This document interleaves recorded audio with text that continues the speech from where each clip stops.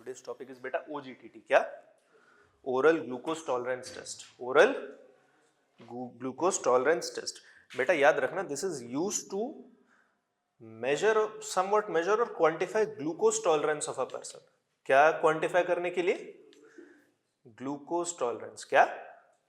Glucose tolerance. बेटा glucose tolerance से मतलब क्या होता है, इस चीज को ध्यान से समझना.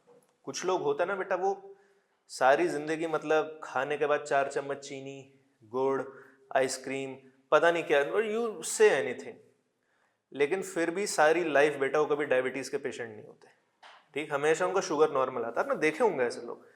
कुछ लोग क्या होते हैं बेटा, सुबह 5 बजे उठ के दौड़ते हैं, 7 बजे के बाद कुछ नहीं खाते, सैलेड वैलेड, पता चला 40 साल के बाद अरे यार we are suffering from diabetes. So इससे पता चलता है that which person has a better glucose tolerance and which person is more prone of abnormal or impaired glucose tolerance. So this is a very good tool for that. ठीक है.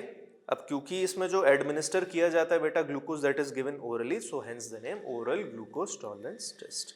ये कितना glucose tolerate कर सकती है body. अब इस पे चलने से पहले ना बेटा हमें कुछ कंसेप्ट पहले वापस रिवाइज करने पड़ेंगे. आप लोगों ने ये पढ़े हुए हैं, लेकिन एक बार एग्जाम पॉइंट ऑफ व्यू से मैं फिर से रिवाइज करा देता हूं बेटा. सबसे पहले what is the normal value of fasting plasma glucose? बोलो. फास्टिंग 72, हाँ 70 to 100, और यू कैन से 70 to 110 mg पर dl. ये बेटा फास्टिंग होता है. क्या होता है? फास्टिंग. कौन सा? फास्टिंग. जो आपने बोला बेटा दैट वाज पोस्ट प्रैंडियल, वो पोस्ट प्रैंडियल होता है अप टू 140. ठीक है. दूसरा इंपॉर्टेंट पैरामीटर बेटा, ये तो होता है बेटा एज पर WHO. कैसा? As per WHO, but the revise criteria is correct. ये बेटा अभी लेटेस्ट रिवाइज क्राइटेरिया है as per ADA. As per ADA. ये दोनों क्राइटेरिया याद रखना बेटा, both can come in handy. तो फास्टिंग प्लाज्मा ग्लूकोज की बात हो, किसकी? You can say anything. देखो अगर आप ये बोलोगे तो सर आपसे ये जरूर पूछेंगे, ये बोलोगे तो बेटा ये जरूर पूछेंगे, तो यू शुड रिमेंबर बोथ. दूसरा क्राइटेरिया बेटा क्या होता है जिसको आपको याद रखना है, which is called the renal threshold. क्या? Renal threshold. क्या? Renal threshold. अभी यहां पे हम किसकी बात कर रहे हैं? OGTT की. किसकी? तो बेटा थ्रेशोल्ड किसका मेजर करेंगे हम? ग्लूकोज का. किसका? ग्लूकोज का. तो ग्लूकोज का बेटा रीनल थ्रेशोल्ड कितना होता है? क्या? Kilogram? mg per dl. Yes, always complete your answer with the unit. 180 mg per dl. Renal threshold कितना होता है बेटा ग्लूकोज का? ये देखो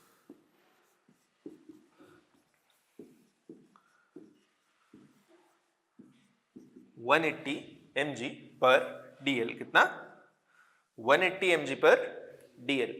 यानी कि अगर किसी का ब्लड ग्लूकोज का वैल्यू बेटा 175 है, 170 है, 160 है, he will show negative Benedict's test. he will show negative Benedict's test. क्योंकि बेटा ग्लाइकोज यूरिया. क्या? ग्लाइकोज यूरिया और appearance of glucose in urine starts only above this value. क्योंकि बेटा 180 तक तो किडनी पूरा रीअब्सॉर्ब कर रहा है ना. समझ आया? तीसरा कंसेप्ट बेटा, OGTT शुरू करने से पहले ना अगर आप ये तीन चीजों को कोरिलेट कर पा रहे हो, things become very very easy. Very easy. तीसरा criteria for diagnosis of diabetes.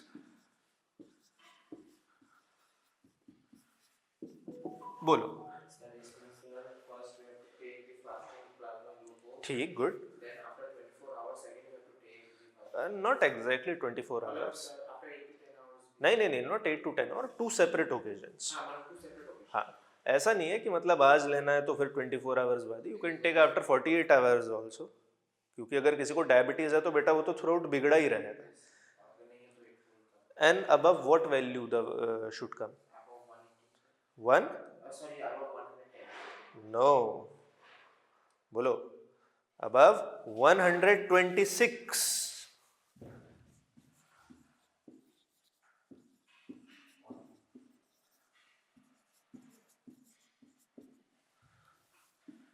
यानी कि 126 या उससे ऊपर ऑन 2 सेपरेट ओकेजन्स। याद रखना बेटा, ये बहुत इंपॉर्टेंट होता है, on 2 separate occasions. This is the most important criteria beta, 2 separate occasions. Your answer will be rendered incomplete if you do not write this thing on 2 separate occasions, and that separation should be minimum of 24 hours and sample should be fasting beta. This is fasting plasma glucose. याद रखना इस चीज को। तो ये तीनों criteria याद रहेंगे। सबसे पहला बेटा, what is the normal range of fasting plasma glucose? 70 to 100, 110 और 60 to 100, both are correct. दूसरा, renal threshold for glucose 180 mg per dl. और डायग्नोस्टिक क्राइटेरिया क्या है बेटा इसका? On 2 separate occasions, on 2 separate occasions. Good. तो ये तो था बेटा फाउंडेशन ऑफ OGTT। अब देखते हैं बेटा OGTT कितने टाइप्स के होते हैं। How many types of OGTT are there? First one is classical. कैसा? Classical. Second one is modern. और बेटा इसी का ही एक सब टाइप होता है या कुछ इसे कैटेगरी सी, दोनों करेक्ट है, which is a mini OGTT। दोनों, कुछ लोग बेटा इसे मॉडर्न का सब क्लासिफिकेशन बोल देते हैं, कुछ इसे सेपरेट कैटेगरी में लिखते हैं, बोथ आर करेक्ट। क्या बोलते हैं उसे? Mini OGTT। Mini OGTT। सबका प्रिंसिपल सेम है, सबका प्रोसीजर सेम है। The procedure, the principle is same for all the three, but where does the difference lie between classical, modern and mini OGTT is the number of samples we take, number of samples we take। और sample किस किस के लेते हैं बेटा? Sample दो चीजों के लेते हैं। क्या मेजर कर रहे हैं बेटा हम? क्या मेजर कर रहे हैं? ग्लूकोज। तो किसका सैंपल लेना पड़ेगा हमें? ब्लड का सैंपल लेना पड़ेगा। किसका? ब्लड का, क्योंकि बेटा ग्लूकोज का वैल्यू तो ब्लड में मेजर करेंगे ना। दूसरा, यूरिन का सैंपल लेना पड़ेगा। किसका? यूरिन का सैंपल। तो we take 6 blood plus 6 urine sample in classical. किसमें? क्लासिकल में बेटा 6 ब्लड सैंपल्स लेते हैं, 6 यूरिन सैंपल लेते हैं। मॉडर्न में क्या होता है बेटा? मॉडर्न में हम 2 blood sample plus 2 urine sample लेते हैं।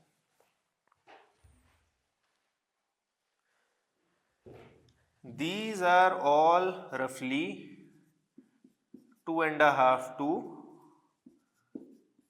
3 hours in duration। कितना? 2.5 to 3 hours in duration। ये देखो क्लासिकल और मॉडर्न दोनों का ड्यूरेशन लगभग सेम ही होता है।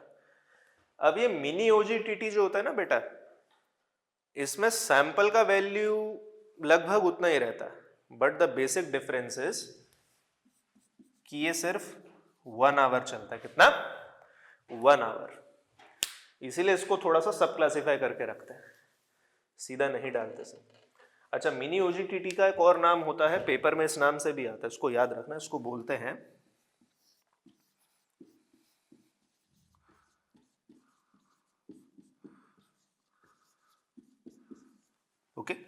Glucose challenge test. Glucose challenge test. तो कभी मान लीजिए पेपर में ग्लूकोज चैलेंज टेस्ट आ गया, because this is a very prone topic for theory examination also. Theory में बहुत पूछा जाता है, तो बेटा घबराना नहीं है। ग्लूकोज चैलेंज टेस्ट का नाम सुन के you are just have to write mini OGTT in it. Okay, before conducting any major test or even minor test and all kinds of surgeries and other complex procedures, do you know what is the first step? पता? पहला step क्या होता है? किसी भी कोई major test होता है, कोई सर्जरी होती है किसी भी टाइप की, या कोई भी हमें प्रोसीजर कैरी आउट करना है पेशेंट पे, do you know what is the first step in that? क्या? हाँ, पेशेंट प्रिपरेशन। क्या? पेशेंट प्रिपरेशन, क्या होता है? Patient preparation. Even before the first needle is taken out of the pharmacy, we have to prepare the patient so that all the accurate results can be achieved. Now, to carry out OGTT, there is a specific protocol for patient preparation. Okay? You need to write this thing also down, that how the patient is prepared to carry out OGTT. आज क्या तारीख है बेटा? 7 तारीख है ना आज.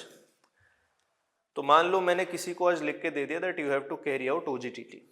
ठीक है, you have to carry out OGTT and the date will be finalized. Always remember that it requires 3 days for a person to prepare for OGTT. यानी कि 10 तारीख या उसके बाद ही OGTT होगा. तो अगले 3 दिन तक पेशेंट को क्या क्या करना पड़ता है? Step 1, he has to be kept on a heavy carbohydrate meal. कैसा? Heavy carbohydrate meal. Heavy carbohydrate meal, ये पहला प्रोटोकॉल होता है बेटा.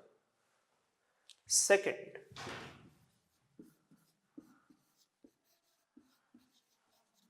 drugs altering blood sugar should be avoided. Should be avoided. सबसे कॉमन एग्जांपल क्या होता है बेटा इसमें, किसी को पता है? बहुत कॉमन एग्जांपल होता है बेटा. What kind of drugs you should avoid which can alter blood sugar? बहुत कॉमन. अभी मैं नाम लूंगा, आप समझ जाओगे कि यार ये तो पता होना चाहिए. Yes, steroids. Which drugs? Steroids. There are other set of classes also and other different kinds of drugs also, but considering first year students, steroids should be your preferred answer. Good, very good beta. Steroids. बाकी malaria की भी 2-3 drugs होते हैं बेटा जो blood sugar को alter करते हैं, बट वो सेकेंड ईयर में आप लोग पढ़ना आराम से. अभी इतना सारा हम डालूंगा तो बेटा यू विल ऑल्सो वॉमिट, क्योंकि सबके अपने अपने कॉम्प्लेक्स प्रोसीजर्स होता है बेटा. हाँ, the third and the most important step बेटा, 9 तारीख की रात को, क्योंकि हमारे पेशेंट का बेटा टेस्ट किस दिन है? 10 तारीख को. किस दिन? 10 तारीख को. 9 तारीख की रात को 8 बजे के बाद बंद एकदम. Mandatory 12 hours of fasting. वैसे तो हम जैसे ब्लड शुगर वगैरह कलेक्ट करते तो हम कह देते हैं भाई ठीक है 8 to 12 आवर्स चल जाता, but here 12 hours of fasting. कितना? 12 आवर्स ऑफ फास्टिंग. सबसे पहले बेटा हैवी कार्बोहाइड्रेट मील क्यों देते हैं हम? Because we have to make sure that the body responds to carbohydrates in a very adequate manner, gets used to that thing. सारे enzymes, सारे processes सब बेटा in line रहे. दूसरा, blood sugar को alter करने वाले drugs naturally because they create false positive और false negative. बहुत सारे drugs होते हैं जो बढ़ा देते हैं, कुछ drugs होते हैं जो घटा भी देते हैं बेटा, like insulin. ठीक है? Then 12 hours of fasting so that there is no discrepancy in result. अब ये तो बेटा patient preparation हो गया before the test. Then there is one more important step on the day of test.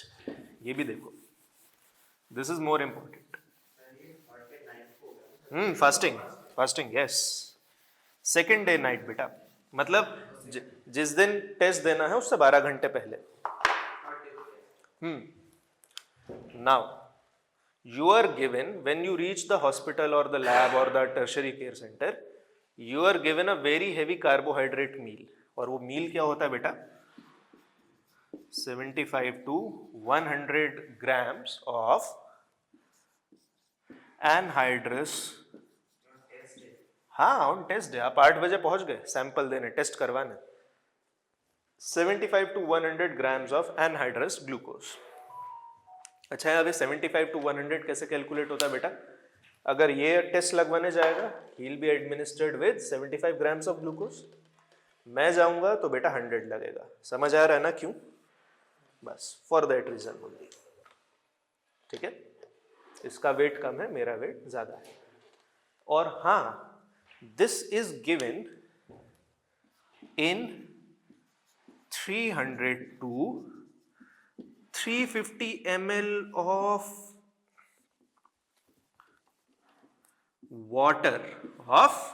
Water solution बना के, okay, it is given as a solution. इसीलिए इस टेस्ट का नाम है बेटा ओरल ग्लूकोज टॉलरेंस टेस्ट, क्योंकि बेटा ये पीना पड़ता है। क्या करना पड़ता है? पीना पड़ता है। एक और चीज बेटा, this whole solution has to be completed within 3 to 5 minutes। कितना? 3 to 5 minutes, and we should prevent any kind of vomiting in the patient। Patient को वॉमिट नहीं करने देना। इतना बड़ा डब्बा होता है बेटा ग्लूकोज का, 75 से 100 ग्राम का जो होता है, वो मैं तुझे 1 गिलास पानी में घोल के दूं, फिर देखता है बेटा वॉमिट आती है कि नहीं। अरे जा तो वो डब्बा देख के जाना, वो लैब में रखा हुआ, उसी से ही तो हम तुम्हारा रिड्यूसिंग शुगर का सैंपल बनाते हैं। वो पूरा डब्बा घोल के दिया जाता है।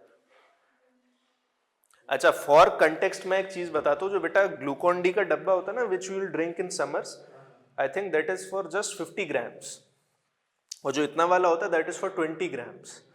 Now these 5 boxes dipped in a glass of water, a glass of water typically contains 250 to 300 ml of water, dissolved, super saturated, and you have to drink it।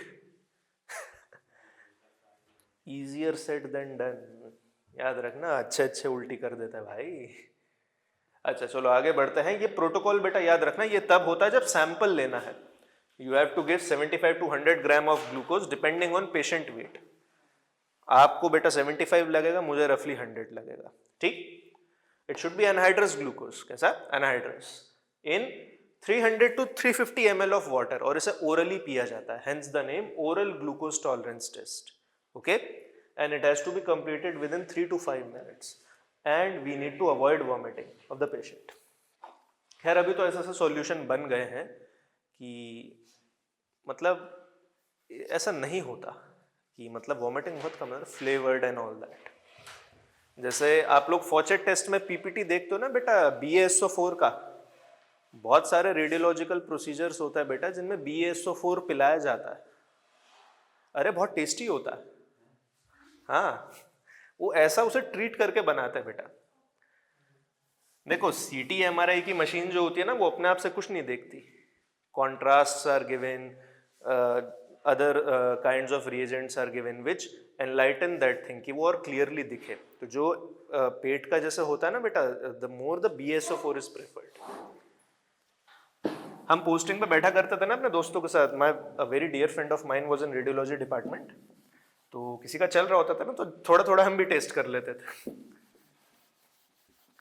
He used to call me there, क्योंकि before giving any kind of contrast ना, any kind of contrast, remember this thing, इसे भी याद रखना। Radiology का कोई भी procedure बेटा नहीं चल सकता until and unless it is cleared by department of biochemistry. क्यों? क्योंकि if you are given any kind of contrast which is a very complex compound, you need to check the renal clearance of that thing, और वो sample बेटा biochemistry से ही clear होकर जाता। तो हम दोनों साथ में बैठते थे, वही मस्ती करते थे अपने कॉलेज में तब जब पढ़ते थे। चलो अब OGTT पे आता है बेटा। अभी तक आपने कहा पेशेंट प्रिपरेशन देख लिया, अब क्लासिकल OGTT देखते हैं बेटा। क्लासिकल OGTT होता क्या है?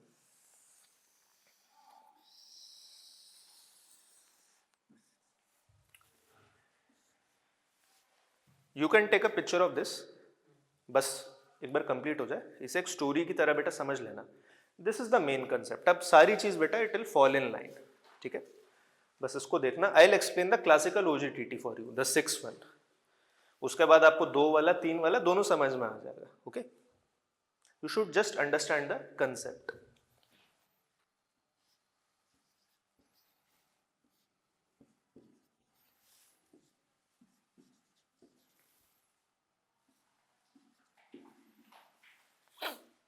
बेटा दिस इज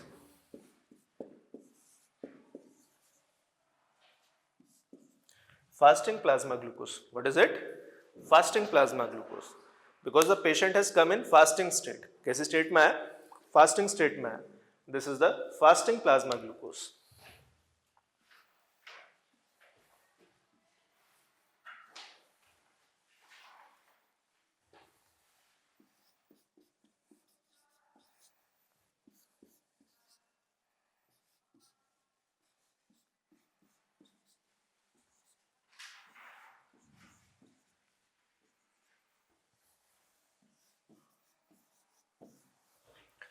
बेटा नीचे है टाइम. क्या है?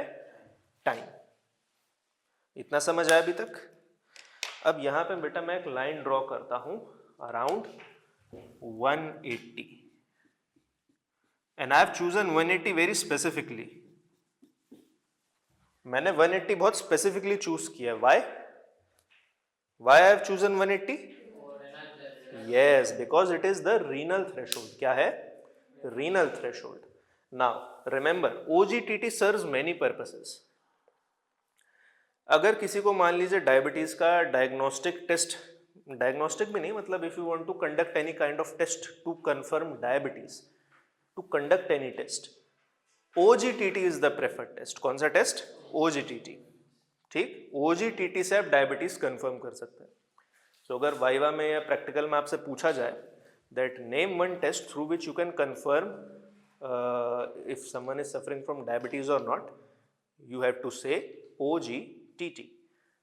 And what are the other advantages of OGTT? That it also confirms whether the person has normal glucose tolerance, impaired glucose tolerance, or diabetes mellitus or other metabolic syndrome or other things.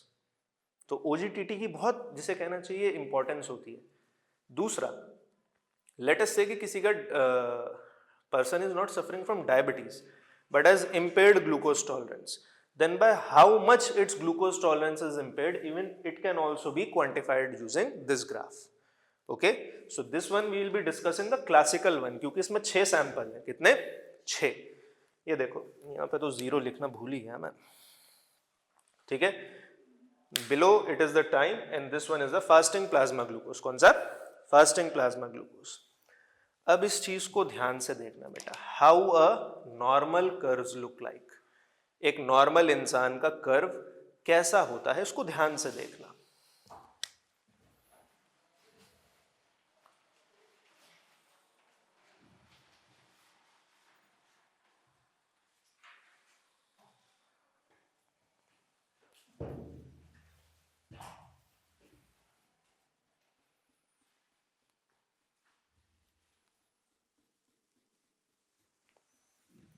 ये देखो, I have deliberately kept some gap here. कोई guess कर सकता बेटा value कितनी है जहां पे मैंने मार्क किया? ये 160. No, this is 140. 140 कितना? 140. This one is 140 mg per DL. और इसका भी एक रीजन है बेटा. क्यों बोलो? Why it is 140? बेटा post prandial glucose value normal is up to 140 mg per DL. Is up to 140 mg per DL. देखो पेशेंट आपके पास फास्टिंग स्टेट में आता है. कैसा? फास्टिंग स्टेट में. और आपने उसे एक बहुत ही हैवी ग्लूकोज मील दिया. You have given a very heavy glucose meal. That glucose meal is initially causing spike in blood glucose. In blood glucose. 1 घंटे 1.5 घंटे बाद बेटा वो पोस्ट प्रेंडियल आपका ग्लूकोज वैल्यू आ गया which is less than 140 mg per DL. कितना? 140 mg per DL. Then it steadily falls down. कितना? Steadily falls down. हालांकि इतना तेज शिफ्ट नहीं होता क्योंकि इधर से ग्राफ दिखता नहीं और हाथ प्रॉपर ऐसे जाता नहीं ना, तो ये मतलब यहीं तक ही रहता है. इतना स्टीप फॉल नहीं होता. मैं इसे करेक्ट कर देता हूं. It is not as steep fall as this. Writing on board also has its certain drawbacks. इतना स्टीप फॉल नहीं होता बेटा. मतलब it tries to come back मतलब टू दैट 70 to 110. उसी रेंज में वापस आने लगता है. बट द थिंग इज आपको एक चीज ध्यान रखनी है कि ग्लूकोज एडमिनिस्ट्रेशन क्या हुआ? अरे बनाने की जरूरत नहीं बेटा, you can take a picture of this, don't worry, इसका पिक्चर ले लीजिएगा आप लोग। ग्लूकोज एडमिनिस्टर करने के बाद, once you have administered glucose, very heavy dose of glucose, बेटा अगर एक ग्राफ 140 से नीचे नीचे टर्न हो रहा है, if the graph is turning before 140, the patient is having normal glucose tolerance. कैसा है glucose tolerance? Normal. If it is turning before 140, okay. अब आते हैं अगला, द इम्पेयर्ड ग्लूकोज टॉलरेंस। कैसा? Impaired glucose tolerance. अभी बस ये देखो, then I will explain the role of these samples और कैसे कैसे कलेक्ट करते हैं। इम्पेयर्ड ग्लूकोज टॉलरेंस, बेटा इसका स्टार्टिंग पॉइंट कैसा रहना चाहिए? ये 70-75 के ऊपर होना चाहिए, यहीं से होना चाहिए, इसके नीचे होना चाहिए? ऊपर होना चाहिए, exactly, because the person is having impaired glucose tolerance. तो लेट अस से कि यहाँ कहीं 100-110 के आसपास से शुरू हो रहा है, ओके। इसमें बेटा एकदम से ऐसे स्पाइक आता है, इट हैज गॉन पास्ट 140, अभी यहां से और ऊपर जाएगा, यहां से टर्न हो जाना चाहिए। बोलो बोलो, it will get turned out, yes.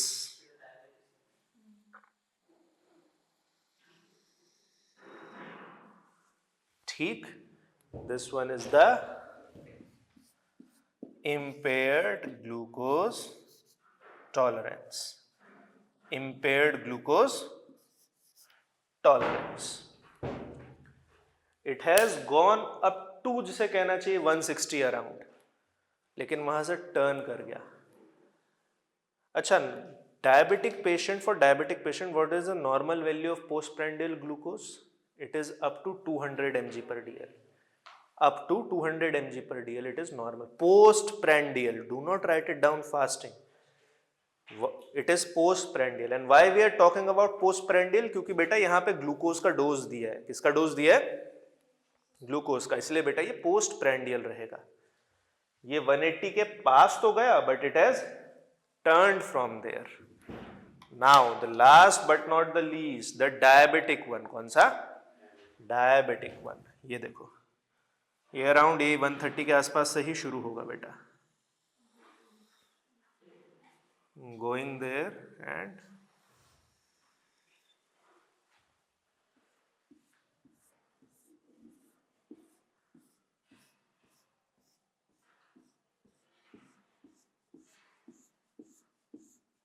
What does the shaded area represent?